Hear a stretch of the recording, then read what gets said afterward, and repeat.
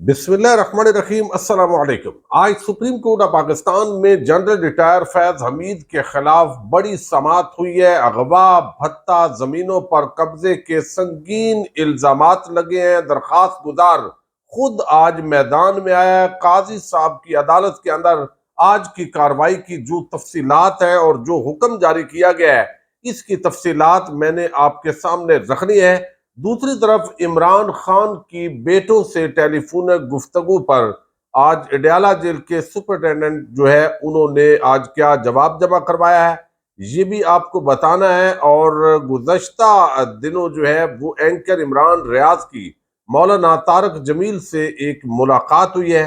ताज़ियत के लिए वो तोलंबा पहुंचे थे और वहां पर जो एक सवाल और एक जवाब है उसने बड़े बड़े लोगों को हैरान किया है। इस पर भी बात करेंगे। उम्मीद है आप समाप्त करेंगे और अपने कीमती फीडबैक से जरूर आगाह करेंगे।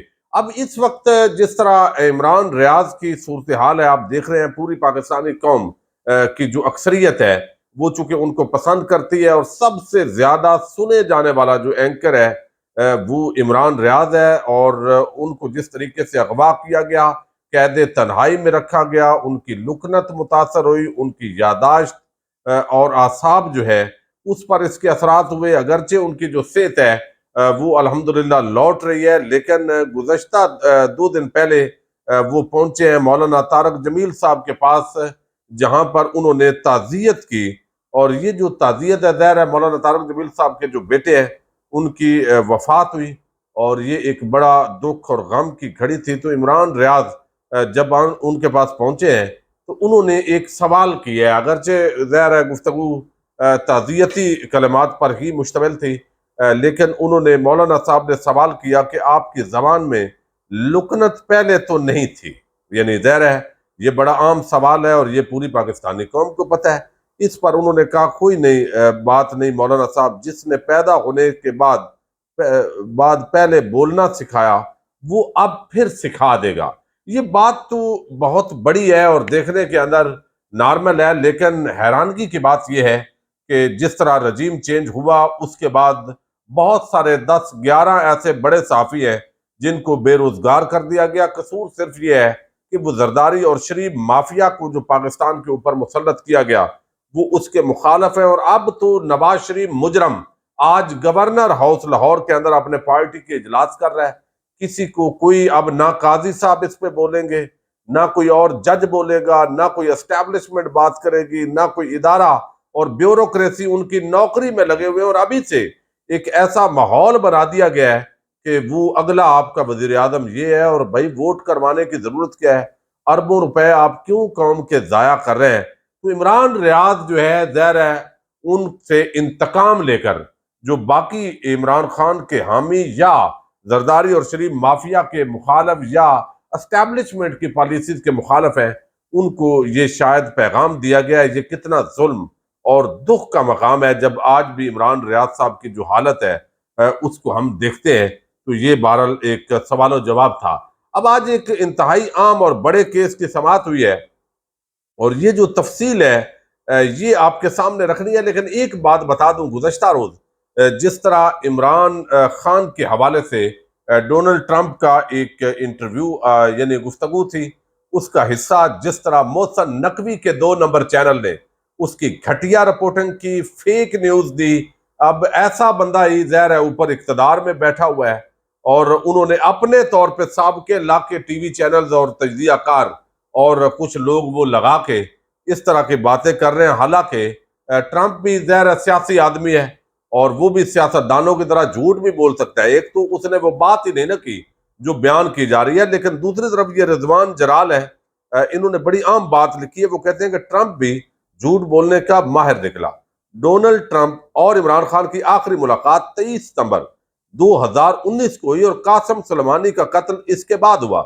इसके बाद इमरान खान और डोनाल्ड ट्रंप के किसी फोन कॉल का रिकॉर्ड भी मौजूद नहीं। तो क्या ट्रंप ने ये बातें इमरान खान से ख्वाब में की थी? ये भी एक बड़ा आम सवाल है। ज़ाहिर है वहां पे भी इलेक्शन कैंपेन है, तो उसने जिस कम्युनिटी से खिताब किया उसमें चूंकि अक्सरियत पाकिस्तानी है, ओवरसीज पाकिस्तानी, और वो इमरान खान को लाइक करते हैं, तो ज़ाहिर है उन्होंने इमरान खान के हवाले से एक बात की, लेकिन मुखालफिन ने अपने तौर पर उसका जो माना है وہ نکالنے کی کوشش کی ہے.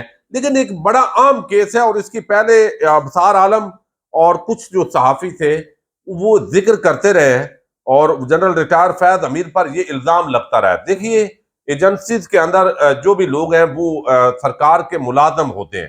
وہ شتر بے مہار جس طرح کا سسٹم چلتا ہے وہ تو ناقابل برداشت ہوتا ہے.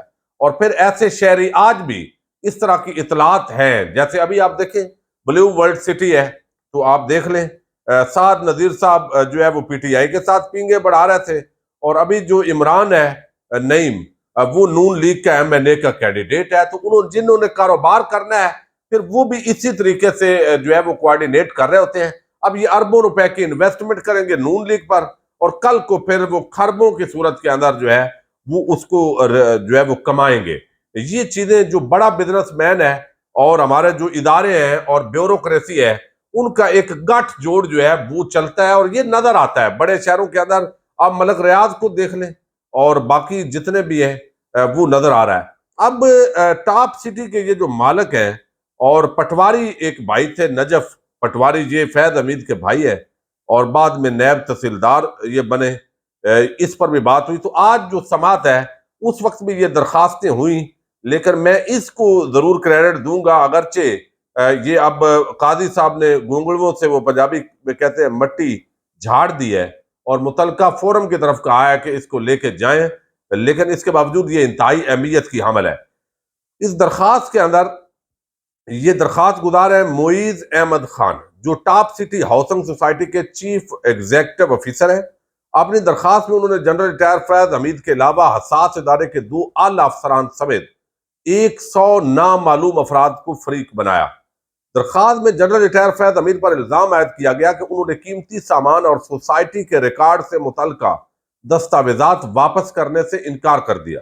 بعد ازاں کچھ دستاویزات حساس ادارے کے مختلف پروجیکٹس میں سرمایہ کاری کی شرط پر واپس کر دی گئی. حساس ادارے کے 2 اعلی افسران نے بذات خود 4 ٹویوٹا ریوز گاڑیاں اور جو ہے وہ آفس ریکارڈ واپس کیا. درخواست کے اندر یہ بھی الزام لگایا گیا تھا یہ ٹاپ سٹی کے مالک کی طرف سے کہ نہ صرف جبراً 4 کروڑ روپے وصول کیے گئے بلکہ چند ماہ تک آپ ٹی وی نیٹ ورک کو سپانسر کرنے پر بھی مجبور کیا گیا. یہ آپ ٹی وی آپ کو علم ہے اس پر جو ہے وہ کافی لوگ متحرک رہے. اب یہ ساری چیزیں ہیں. اب جو سماعت ہوئی ہے آج سپریم کورٹ آف پاکستان میں وہ انکشاف یہ ہوا ہے کہ انہوں نے اس وقت کے جو جسٹس ثاقب نثار تھے ان کو بھی درخواست دی تھی اور انہوں نے ہیومن رائٹ سیل کے تحت وہاں افسران کو بلایا بھی سماعت کی. پھر گلزار صاحب آئے پھر اس پر ان کو ریلیف نہیں ملا اگریوڈ پارٹی کو. دیکھیے جنرل فیض حمید ہو یا جنرل ندیم انجم ہو یا جنرل آصم منیر اور باجوہ ہوں جو بھی ہو وہ سرکار کے ملازم ہیں اور زیادتی تو کسی کو بھی نہیں کرنی چاہیے. اب یہ جو آج کی سماعت ہے اس کے اندر آئی ایس آئی کے سابق سربراہ جنرل ریٹائر فیض حمید کے خلاف زمین قبضہ کیس میں سپریم کورٹ کے سابق چیف جسٹس میاں ثاقب نثار کی ان چیمبر سماعت اور عدالتی کارروائی کو غیر قانونی قرار دیا گیا ہے. یہ ایک بڑا اقدام ہے جس پر اسپیشلی جو عطر من اللہ صاحب ہیں انہوں نے گفتگو کی ہے. سپریم کورٹ میں زمین کے قبضے کے الزام میں سابق D G I S I general Faiz Hamid کے خلاف ہیومن رائٹس کیس کی سماعت ہوئی. کیس کی سماعت چیف جسٹس قاضی فائز عیسیٰ کی سربراہی میں 3 رکنی بینچ نے کی ہے. یہ آج بھی ہیومن رائٹس سیل کے تحت سماعت ہوئی ہے. چیف جسٹس نے درخواست گزار سے مکالمہ کرتے ہوئے ریمارکس دیے کہ آپ نے درخواست میں سنگین الزامات عائد کیے ہیں. چیف جسٹس نے استفسار کیا کہ کیس میں خود پیش ہوں گے یا وکیل کے ذریعے. اس پر درخواست گزار نے جواب دیا کہ کل ہی وکیل کیا ہے اس لیے کیس کی سماعت کو مختصر عرصے کے لیے ملتوی کر دیں. چیف جسٹس نے کہا کہ التوا نہیں دیں گے ابھی تیاری کر لیں. اس کے بعد عدالت نے درخواست گزار یہ معیز احمد خان کے وکیل کو تیاری کے لیے وقت دے دیا اور سماعت میں مختصر وقفہ کیا. اب یہ وقفے کے بعد جو دوبارہ سماعت ہوئی تو اس کے اندر درخواست گزار کے وکیل نے موقف اختیار کیا کہ 12 مئی 2017 کو جنرل ریٹائر فیض حمید کے حکم پر ان کے گھر اور دفتر پر چھاپا مارا گیا. معیز احمد خان اور ان کے اہل خانہ کو اغوا کیا گیا. یعنی کنہوں نے؟ ایجنسی کے لوگوں نے. یہ اصل میں الزام ہے اس کے اندر. اس غیر قانونی چھاپے میں ان کے گھر سے قیمتی سامان اور سوسائٹی کا ریکارڈ چوری کر لیا گیا. درخواست گزار نے جنرل ریٹائر فیض حمید اور ان کے بھائی کے خلاف قانونی کارروائی کی استدعا کی. اب چیف جسٹس نے استفسار کیا کہ اس حوالے سے عدالت کیا کر سکتی ہے؟ کیا سپریم کورٹ نے اس معاملے پر کوئی نوٹس لیا تھا؟ تو وکیل نے جواب دیا کہ سپریم کورٹ نے براہ راست تو کوئی کارروائی نہیں کی تھی، وزارت دفاع انکوائری کرنے کی مجاز ہے۔ چیف جسٹس قاضی فائد عیسیٰ نے کہا کہ زائدہ نامی کسی خاتون کی درخواست بھی زیر التوا ہے۔ تو وکیل جو تھے ٹاپ سٹی کے مالک کے، انہوں نے کہا کہ زائدہ کا انتقال ہو چکا ہے، درخواست کی کاپی دیں تو جائزہ لے لیتے ہیں۔ اس پر چیف جسٹس نے ریمارکس دیے کہ جائزہ لے لیں لیکن تاریخ نہیں دے سکتے، چاہے کہ وقفے کے بعد سماعت کریں گے۔ اس کے بعد سماعت میں آدھے گھنٹے کا وقفہ کر دیا گیا۔ پھر جب وقفے کے بعد دوبارہ سماعت ہوئی ہے تو ہیومن رائٹ کیس کے وقفے کے بعد سماعت ہوئی، تو پھر درخواست گزار کو قاضی فائز عیسیٰ صاحب نے مخاطب کرتے ہوئے کہا کہ جو اب تک اس کیس سے ہم سمجھ پائے ہیں وہ آپ کو بتا رہے ہیں۔ برطانیہ کی شہری زیدہ اسلم نے 2017 میں سپریم کورٹ آف پاکستان میں آرٹیکل 184(3) کا کیس دائر کیا۔ زیدہ جاوید اسلم کی درخواست پر چیف جسٹس ثاقب نثار نے فریقین کو 6 اور 15 نومبر 2018 کو چیمبر میں طلب کیا اور کیس چلایا۔ اس کے بعد چیف جسٹس قاضی فائد نے کہا کہ کیا چیف جسٹس پاکستان چیمبر میں اکیلے سنگل جج کے طور پر فریقین کو طلب کر کے کیس چلا سکتا ہے، جبکہ کیس میں چیف جسٹس ثاقب نثار نے خود ہی FIA، پولیس اور CTD وغیرہ کو نوٹس کیا۔